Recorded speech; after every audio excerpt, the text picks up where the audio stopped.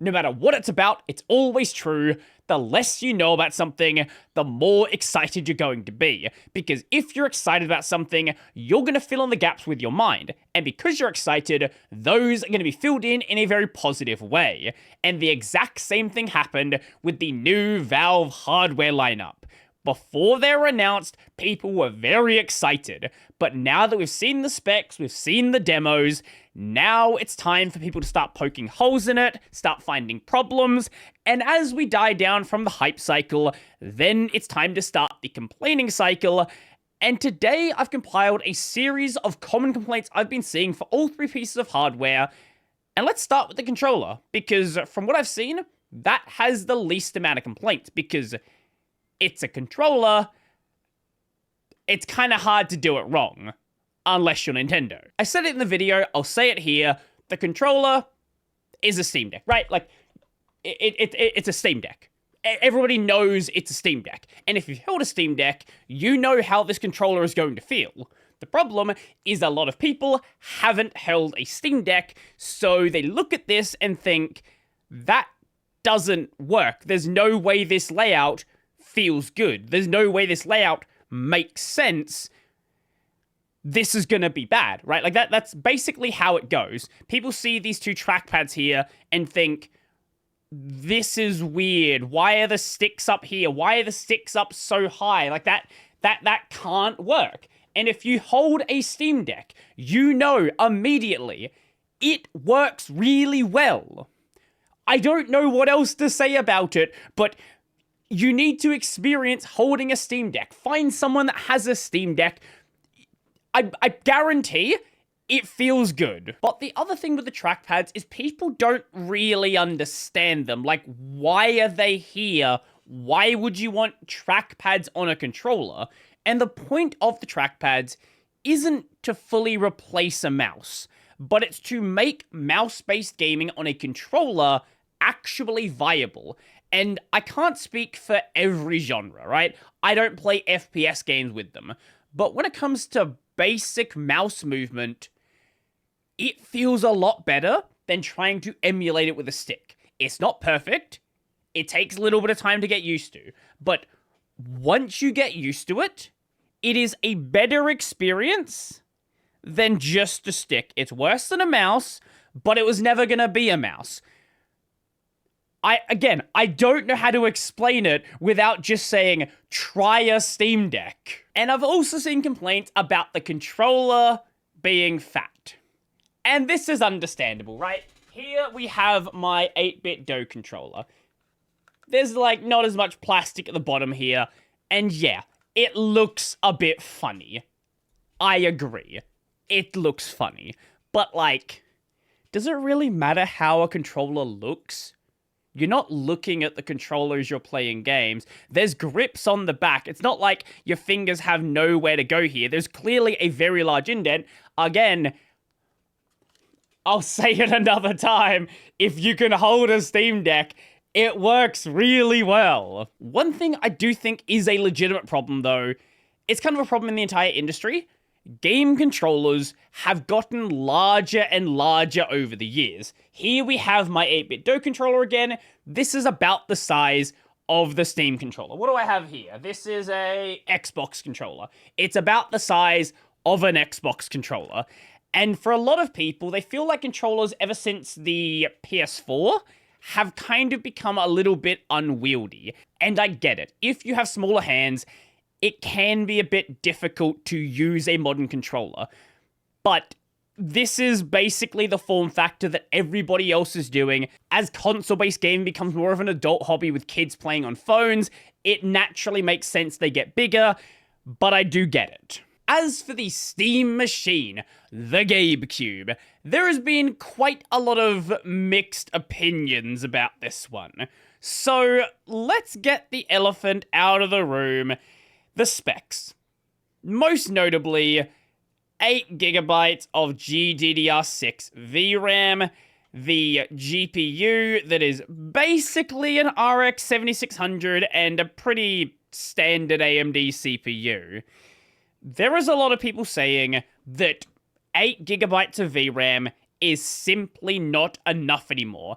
it should be 12 or even 16. And I do understand this concern.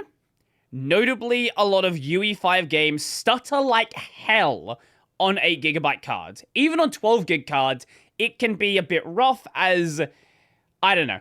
I don't know what these devs are doing. They're doing something that is causing an absolute mess in PC gaming right now. And people might say, oh, it's just the game devs being lazy and not optimizing. I don't know. Maybe it is, but it seems like the engine is very consistent. Now, the specs aren't random. It might not be the most powerful system ever. It might not have some 16GB VRAM card, and that's a reasonable complaint to make. But Valve chose what they did for a reason, and recently a Valve engineer did comment specifically on the specs. Sense. Another thing that we actually looked at is like just the Steam hardware survey. So basically that just gives us a good benchmark of where people's home devices are at in terms of performance. And the Steam machine is equal or better than 70% of what people have at home. So that's also another way to kind of think about it, where we can arrive at that performance level. I think when you're in the PC gaming space, when you hang around, PC Master Race and various other places like that, it can be very easy to forget that most people out there don't have a crazy powerful machine. They might have a computer, but it's from 10 or so years ago, or maybe they have a modern computer, but it's running like base level entry hardware. Valve isn't trying to compete with the top-end custom gaming PCs. That's just not what they're trying to do. What they're trying to do is create a powerful baseline for PC gaming that people can easily get their hands on, that comes from a company that they recognize. Because you can obviously buy a pre-built system that is as powerful as the Steam machine, right? Like, that's not a crazy thing.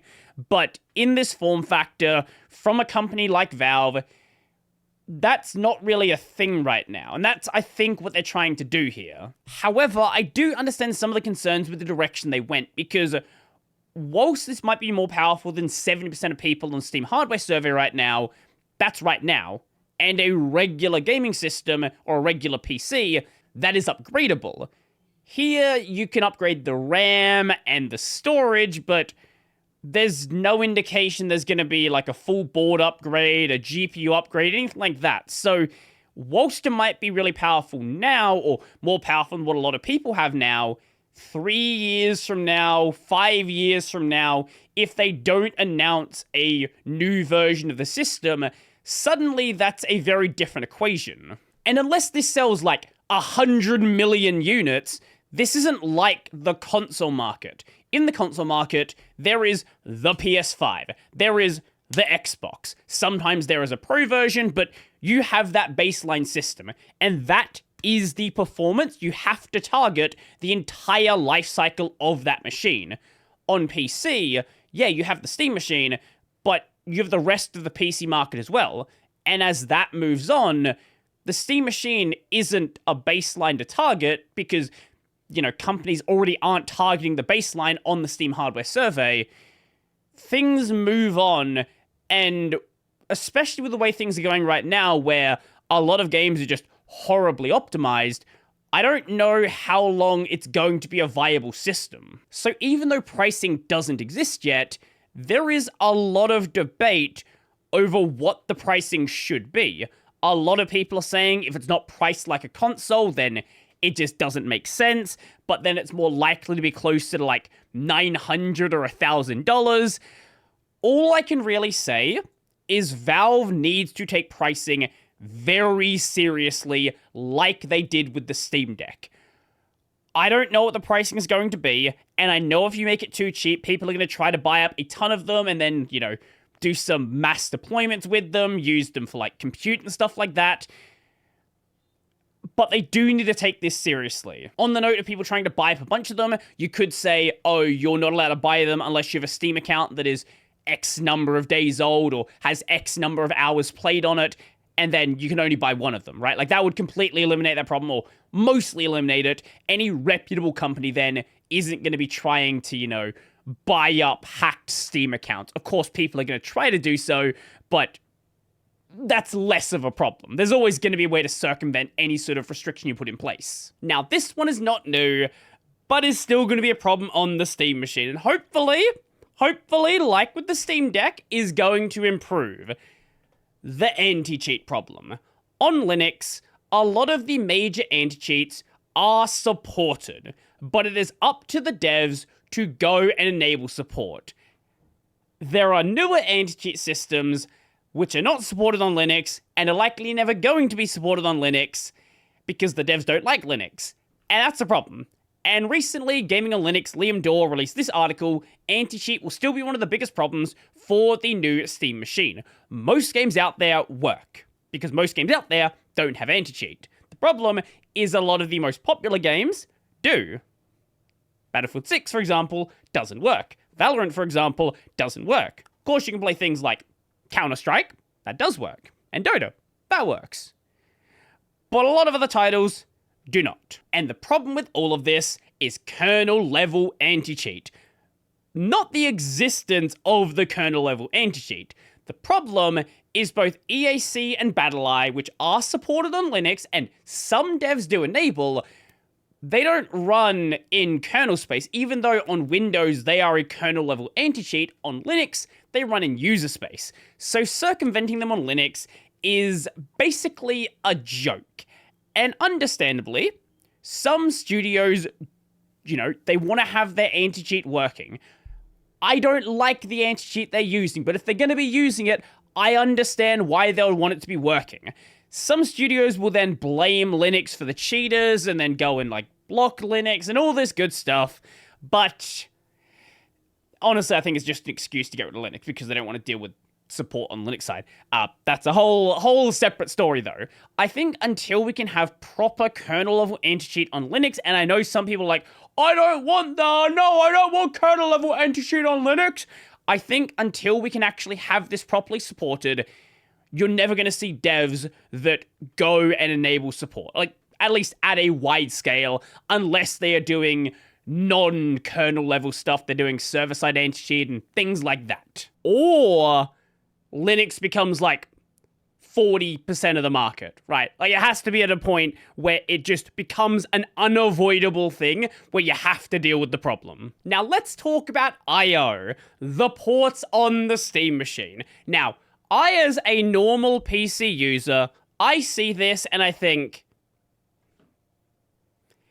that looks pretty normal to me. I will say there is the lack of the audio jack, and we'll get to that in just a moment. But the thing that some people took issue with is the USB ports, notably the singular USB-C and the 4 USB-A ports. So this post is one that's been going around quite a bit. Mac people, I don't know what world they live in, that USB-C is this standard port that everything on a PC uses. That's not the reality that everybody else is in, right? My game controllers, these do have USB-C, my phone has USB-C, but when I want to plug in, a thumb drive, that's USB-A. When I want to use a lot of my other devices, it's going to be USB-A. When I want to buy a cable, the cheaper cable is the USB-A to USB-C, not the C to C. It makes more sense with so many PC gaming peripherals being USB-A to just go USB-A. I know that Mac people are very used to everything being attached to a dongle, but nobody wants to deal with that. In the regular PC market, USB-A is still a standard port and is going to be a standard port, I assume, forever, because USB-C is not a replacement to USB-A. Yes, it's much better than micro, but it is not as strong as a USB-A port. Yeah, I know it's reversible, but nobody cares when you plug something in and never unplug it. And again, going back to the interview, this system is better than 70% of what people have. And if you have a system that is slower than a Steam machine, it's very likely You don't even have a USB-C port on your system. You don't care about USB-C. This is a completely fabricated problem from Mac people, and I don't know why anyone was talking about it. And one of the other complaints was with the wireless adapter being USB-A, not USB-C itself. What if you plug it into a USB 2 port and, oh my god, it's not gonna work? It can just show you a warning saying, hey, you've plugged this into a USB 2 port, plug it into one of the USB 3 ports. There you go. Problem solved. I know, it's a slight inconvenience having to put it into a different port, but it doesn't matter because it's one of these things you plug in and never unplug. The audio jack thing, I do understand as a complaint. Now, obviously, you can plug in a USB audio card, you can do HDMI CEC, all these good things, so it's not like there's no way to get audio out of this device, but if you're treating it like a PC, the lack of that port seems weird. Valve is approaching this more like a console, though. It's plugged into a TV, you plug your speakers into it through that, through HDMI CEC, all this good stuff, and that's how you get your audio. I see why they did this, and it's a way to save a bit of space. I do think it's slightly disappointing for the people who actually are going to use it more like a PC. And lastly, let's talk about the Steam Frame, the VR headset, which is technically not a sequel to the Index. That's why it's called the Frame, not the Index 2, but it's basically the sequel to the Index. Now, I'm not that big of a VR guy. I don't have a personal headset. I've done some development in the past with a university headset, things like that, but I do want to outline what people are saying here because there are still complaints to be made. One of those complaints is regarding mixed reality stuff. So people saw this demo and assumed, oh, you're going to be able to do real world pass-through and see full color around you. There is pass-through.